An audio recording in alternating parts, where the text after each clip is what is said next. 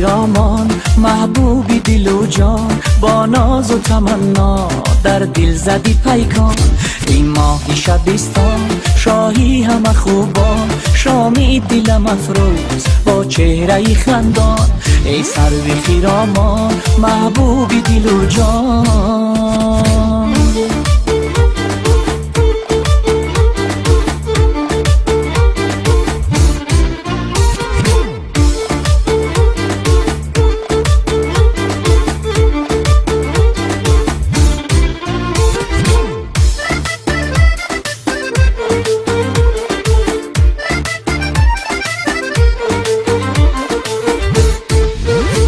رفتی و کبابم زین آتش هجران، از عشقی تو سوزم چون شمع شبستان. رفتی و کبابم زین آتش هجران، از عشقی تو سوزم چون شمع شبستان. روز تو بیایی شادان و غزل خوان، در جان شکوفت عشق، در دل شکوفت جان.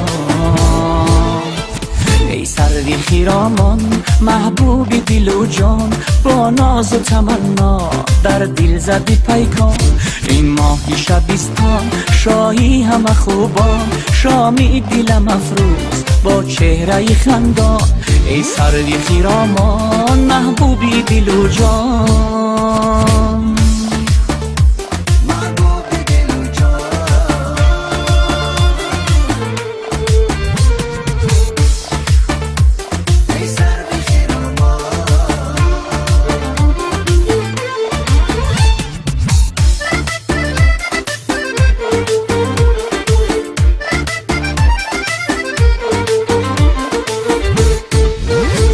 سردست وجودم به تو چو زمستان، خار است به چشمم گلهای گلستان.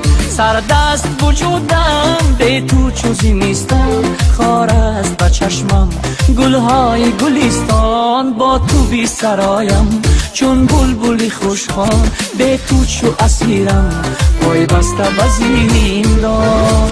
ای سروی خیرامان، محبوبی دل و جان، با ناز و تمنا در دل زدی پیکان. ای ماهی شبستان، شاهی همه خوبان، شامی دلم افروز با چهره خندان. ای سروی خیرامان، محبوبی دل و جان.